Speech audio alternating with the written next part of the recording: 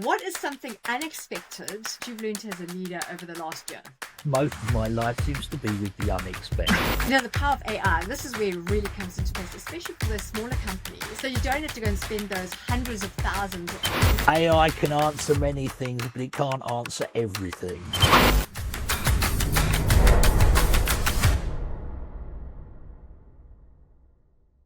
Welcome to Raw AI Solutions. I'm your host, Denise Pyle, and today we are joined by Ian Hunter, CEO of RHF Hub, experts in business growth, funding, and strategic transformation. So welcome, Ian. Good to have you on our show. Thank you very much for inviting me. Great, Ian. I was wondering if you can tell us a little bit about yourself and RHF. Okay, so RHF have been around for 25 years, one way or another. I founded the company. My background is I'm a marketing corporate communications specialist, and I've worked with organizations like VP Oil, Microsoft, IBM Lotus, and a few other slightly less sized businesses. Worked all over the world, and my background means that I have been involved, and I am involved with various challenges, certainly of companies going through difficult times, and technology is the air that you breathe now, unfortunately. So it's nearly the starting point of everything. Absolutely, especially with AI and automation at every corner that you turn. Unbelievable. I mean, and it's AI's going so fast. You know, I wrote an article on LinkedIn it would be 2 or 3 years ago, and I said, you know, I understood loose terms, machine learning and the beginning of AI, and suddenly within the blink of an eye, we've got clients who are creating a barbecue with AI driven by AI. Everything's got AI nowadays. Absolutely. Yeah, absolutely. And what I'm finding is companies actually don't know what AI is out there and what the capability is. And then they're struggling to find out how AI can actually assist them, and then how do they go about implementing it, and all those changes as well. Most people they know about ChatGPT, Yeah. Copilot, or if they're really exotic, people like Claude. But I mean, there are so many applications now, so many agents and assistants that you plug into the system. You know, I've got colleagues of mine who sort of gone down rabbit holes. When it all happened, they went, well, we should learn, we need to understand this here. And I said, okay, off you go. And off they went. And then, you know, we were sending out search parties for them because it's so complex, you know, and it's easy, but you need really clever people around you to understand it. Absolutely. Actually, it brings us on today's topic, which is what are the 6 biggest challenges that business leaders face during digital IT transformation? But yeah, before we actually get into that, I have to ask you, what is something unexpected or very surprising that you've learned as a leader over the last year? Unexpected. Oh God, gosh, I have most of my life seems to be with the unexpected. when you become a senior person like me running a business, everything's a surprise. You're dealing with people with amazingly agile minds, and they're presenting things to you, and I am surprised. I can't actually, and most of it's technology based, so you know, you're going, oh wow, that's amazing. Da-ding. Totally understand that. And, you know, with all the transformation, it brings with it a level of business fatigue or change fatigue inside the organization. How have you found what keeps teams focused when transformation seems like absolutely never ending? How do you keep motivating people? I think the most important thing is for people to have a clear understanding, the communication process between whoever is making the decision that they're going to bring this new technology in, and you know, give those people who are being tasked the understanding, because what happens is, you know, someone from above says, this is the way we're going to go, and everybody around them goes, oh my God, we're going to have to change everything again now. And, you know, and fatigue, and you know, some people are just complete, because they don't actually either they don't understand the bigger picture, or they just don't understand.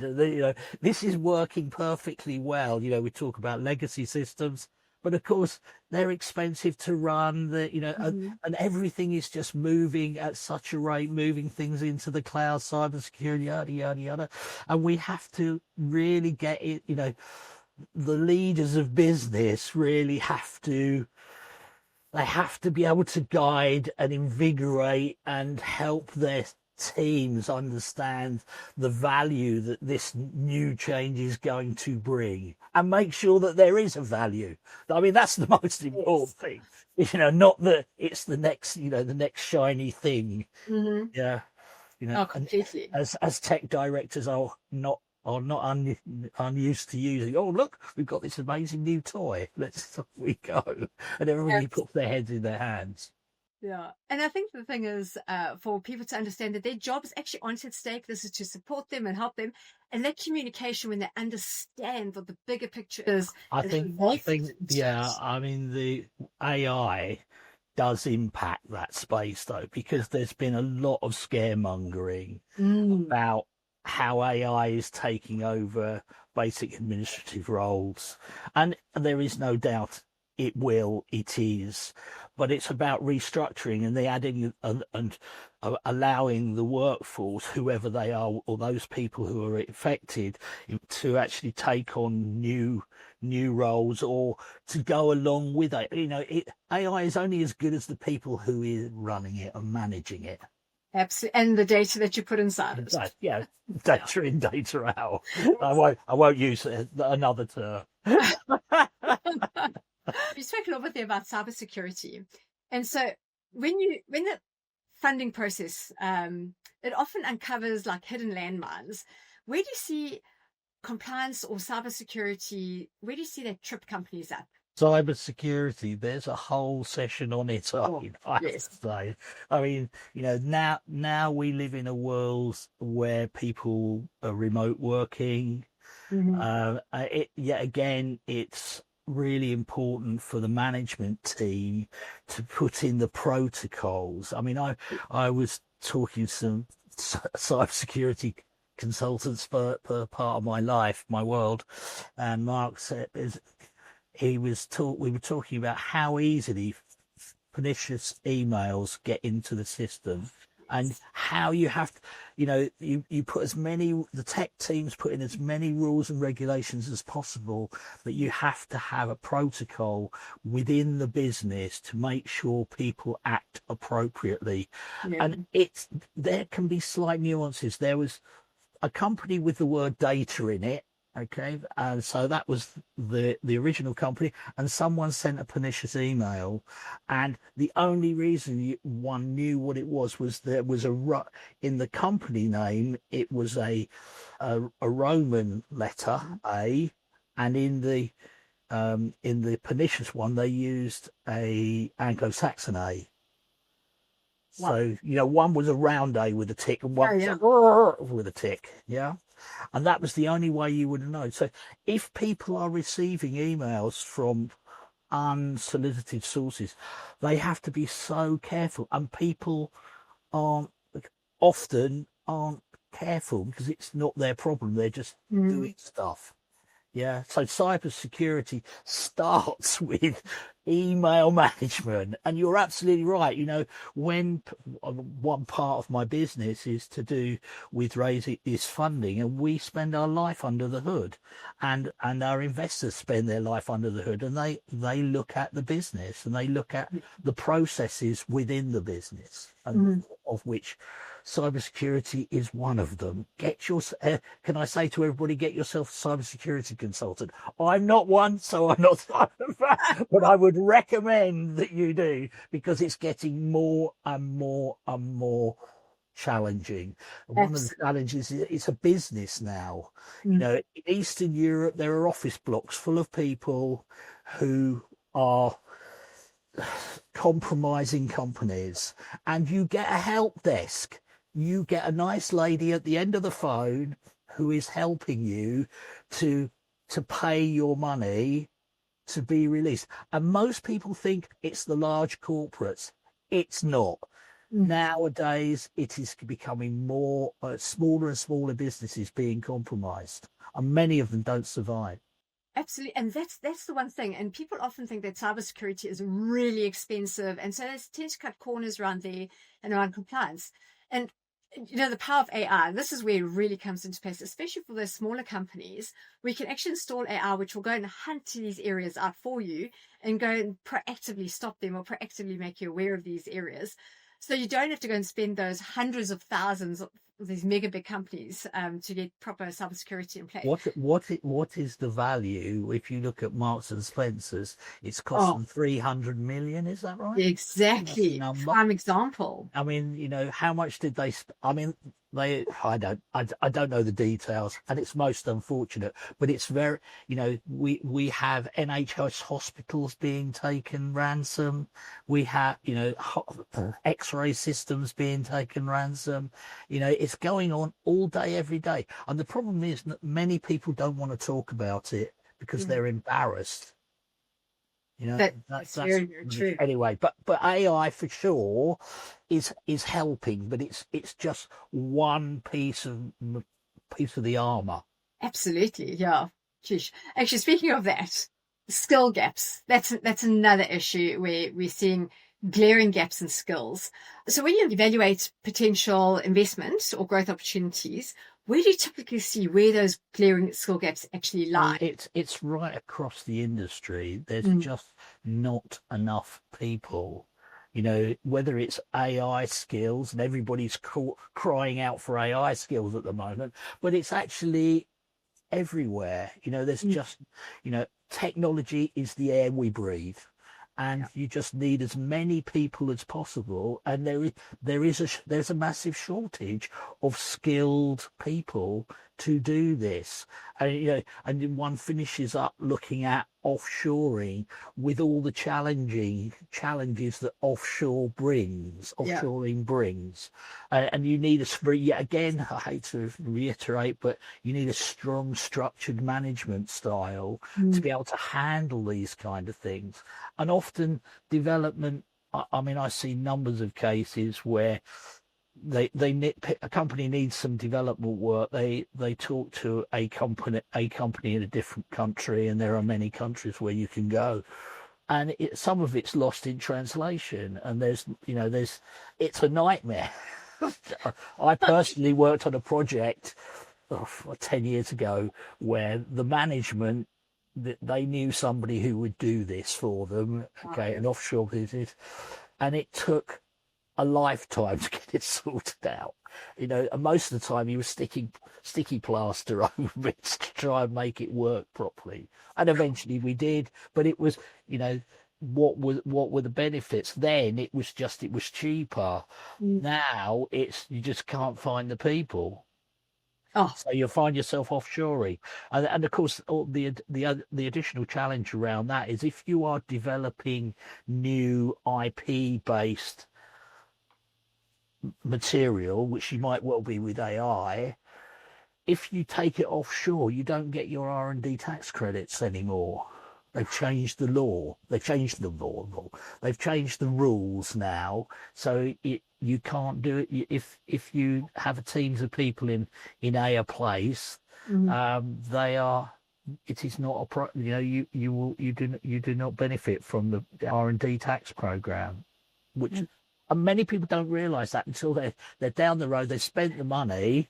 And then they go, we've got all this new IP, AI-driven IP. Excellent news. We can claim it against our tax.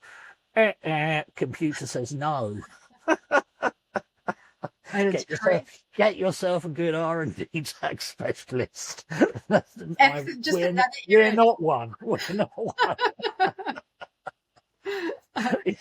Speaking about like offshoring and looking at legacy systems and scaling. Okay, so in your experience, how have really outdated legacy systems created problems during transformation while you're trying to scale, especially when you're using offshore? Maybe I think you've got about 6 questions in there, or 6. I mean, legacy systems are a nightmare. They're back in the back in the back room behind the man, there's a cabinet somewhere running COBOL. For instance.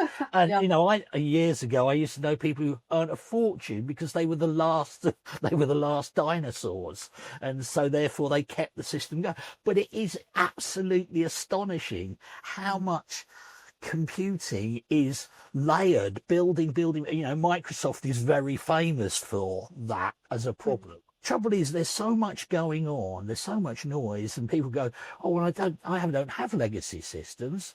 We bought our computer last week, or 5 years ago, or something, and they do, because how many people are running Microsoft Windows 10? Yeah. And it stops in December. Wake up, everybody! You need to move to 11. Absolutely. And then how many laptops out there, as we all use laptops so much, how many of those laptops are actually compliant? Oh, completely. I so agree with you. And what you find with legacy systems is a lot of, especially when you're doing like carve-outs or mergers and acquisitions, and you're integrating a lot of other systems, the APIs and integration, massive issues there because you don't know how it was integrated. Even multi-centered businesses have their own technology silos. I worked with a large corporate a while ago, and there was an integration program. One part of it ran Apple, the OS2, the other one ran something else, the other one ran some Sun, and they were supposed to be bringing all of this together. It was nigh on impossible. Yeah. It is very, very, very difficult. And the problem you've got is the technology with cloud, well, I won't make a humorous comment about cloud computing. It's a cabinet in Leicestershire or something, or in the middle of the desert somewhere. But cloud computing, it just gives you so much more agility as a business, and trying to migrate from a row of boxes you rely on to an Amazon platform, for instance. It can be transformational, and it can be a cheaper solution. But you've got a load of old buffers like me going, "Oh, well, we can plug this into here, we can plug this into there," and all we need to do is write a bit of script. And eventually it's going to fall over. Yeah. From time to time there is a requirement to look at the horizon rather than where you are right now. With AI, sorry, I was saying, with AI, it's driving so much more computing requirement. Yeah, and it is stretching the machines and the system. If you've got your own servers, it's stretching all of those probably to the outer limits. Yeah. And that's where cloud computing comes in, because you don't have to worry about things like that. You can just burst, And is it ever worthwhile ripping the Band-Aid off, especially when you've got all these legacy systems? You have to be the bravest person in the world for it. I mean, it needs a team of people who plan these things to do this. It's not something you can just arbitrarily go, "Okay, we're gonna move from here to here." You need technical skill. Not one needs technical skills, one needs people with specific skills to do that migration into a new space. And you have to be able to put a calendar of activities, so the expectations for that process, because it's less than easy. Some of my colleagues who do it as their day job, they're ripping their hair out sometimes because the client wants things done now. And certainly, go back to AI, they want AI now, and they want all these assistants now. We want this now. And you say, well, you can't actually integrate that now because of the legacy that you've got. And the computing structure that you've got in place, and you need to not necessarily start again, but stick a bit on. It's also the cultural shift, and especially in leadership thoughts, about how that really works, and realistically how soon your company can actually adopt it. Where do you find in terms of culture and tech adoption? So culture resistance can really kill the best technology. So how do you create a culture that not only embraces new tools, but also sustains adoption beyond the go live? As we said earlier in the conversation, it's about the leadership of the company and being able to take the population of the business with you on the journey so they can actually see the benefit, because most of these things are applied from the top and pushed down, make it work, but that's not actually how you make it work. It's by having your team, your community with you to actually add value. So, somebody on the shop, not the shop floor, but, in the office might have ideas, that add that additional value. Yeah. And that's from my perspective, that's the only way you do it, because every time I've seen a main board go, and we're going to do this, it immediately goes. There's 2 or 3 rows of terrified senior management whose job it is to try and get this done. They pass it down the line, and then, as you say, go back to fatigue, go back to disinterest. In many cases, it's their job. That people are used to using a particular process and a particular protocol. You have to explain, you have to help them understand. Training is absolutely fundamental. And, going back to workforce, the shortage of workforce, training.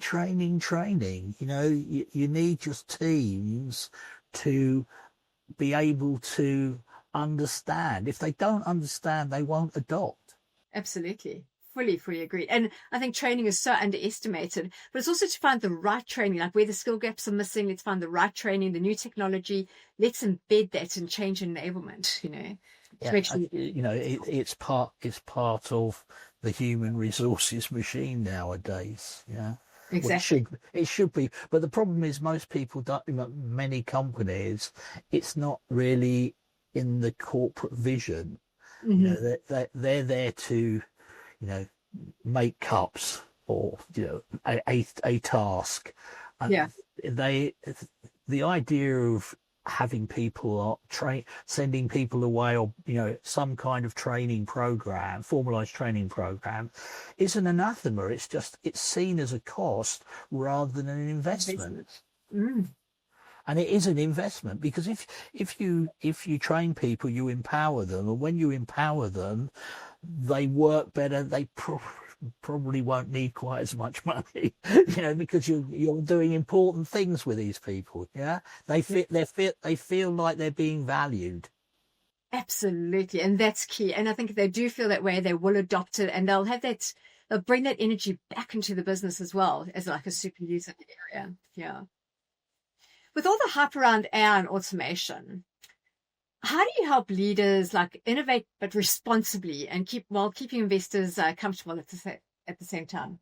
Well, I think I am often faced with the boards who, as I say, they know there's this thing called AI out there. I'm very fortunate. I spend my life around tech-ish. Not I don't understand how it works, but there's a lot of clever people around me, and they show me things, and I am suitably excited. But it's many boards don't really understand what they need to do. It's bad. It's bad enough that they've got all this tech, and they've got booking systems, they've got CRMs, they've got all these things, and suddenly somebody comes along and says, well, actually, you need to integrate this is a great opportunity, you can use AI, and these are things called AI assistants. And I would guess many business managers have no idea what an AI assistant is. So they say, well, yeah, we do ChatGPT, or we do Copilot. No. As you quite rightly said, there's so many tools out there, and integrating them into your platform, and depending on where you are in in the development cycle as a technology, with technology within the business. And also, you've got to have that trust with AI and that confidence. And I think a lot of it is actually misused. Like if you take ChatGPT as an example, a lot of companies are using it without the knowledge that unless you're paying for a private server, this becomes public knowledge. And so, like, you need to be very careful about how you actually use it. I mean, yeah, absolutely. And, we now see things like with LinkedIn, every person I won't use a term, every person in the world, is now writing articles. What they don't understand is they have to understand something about it. Yes. If they don't understand anything about the subject, they are going to be fundamentally flawed, because it's going to tell them, the Queen of Sheba is in charge of a company, or, the value of X, because it's not just gathering good information, it's gathering information. And there has to be someone in the system with appropriate knowledge of a subject. It terrifies the life out of me. You get people writing, now using ChatGPT or other products are available. They're writing all their communications, and some of it's complete tosh. It's just awful, and they're using Americanisms, and most people don't even understand. If you go to a standard ChatGPT platform, you could bespoke that for you. There's a personalized section. Most people don't even know that. All they do is type something, give me this, and it out it comes out of the box.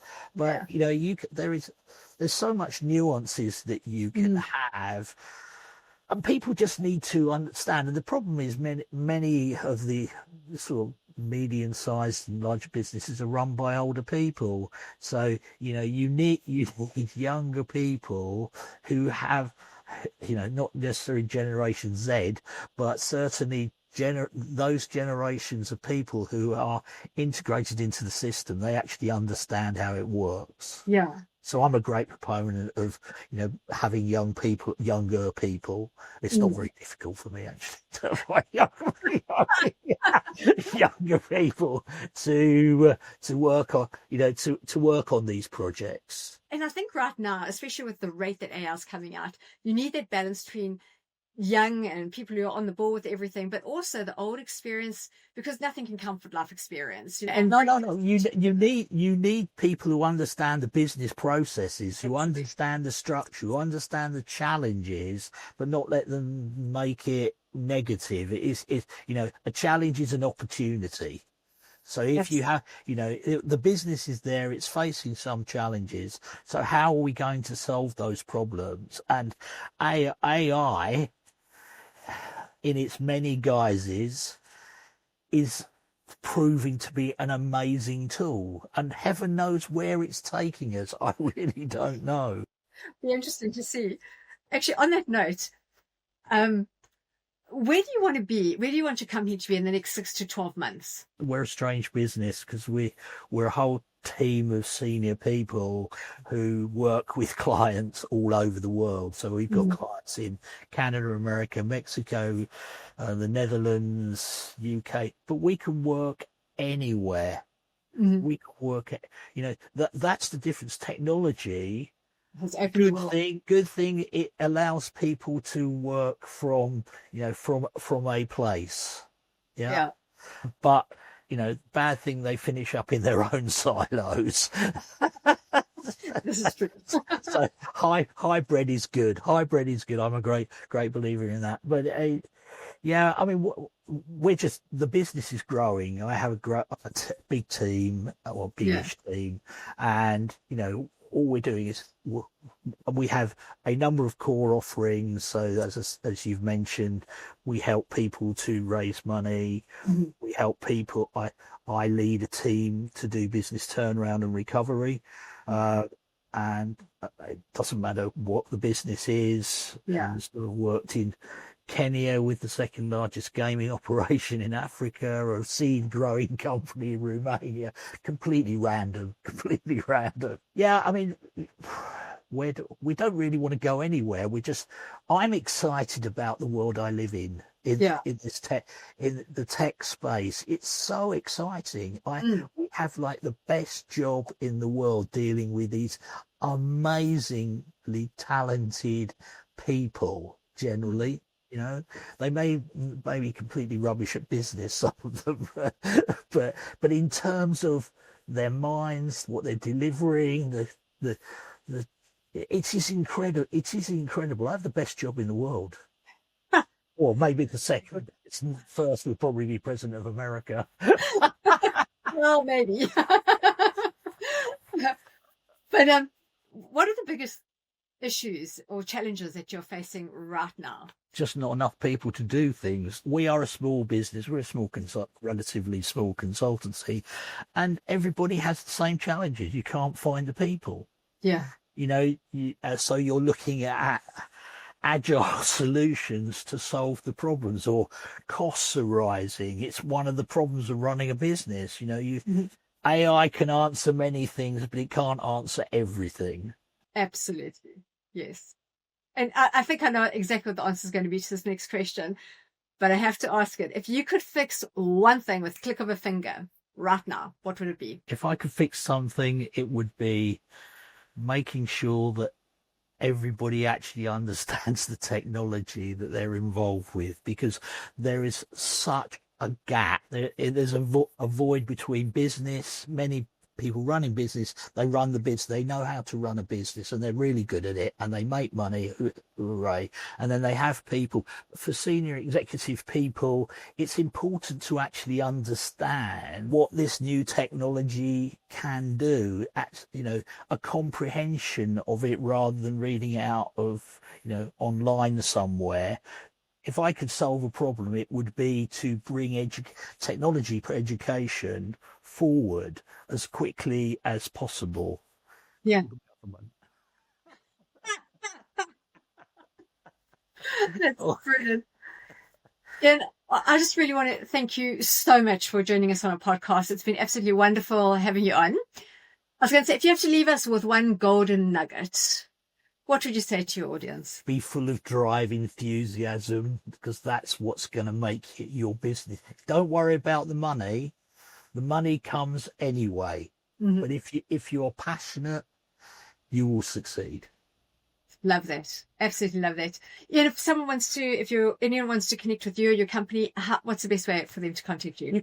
You can find me on LinkedIn, and it's Ian Hunter Business Growth and Funding, or you can contact me by email ihunter@rhfhub.com, or you can go to the websites that are associated with that. Yeah, and we're more than happy to chat to people, not too many all at once. Well, excellent. I hope you get a lot of engagement. Thank you so much, Ian. It's been an absolute pleasure. And a pleasure to be with you. Thank you very much.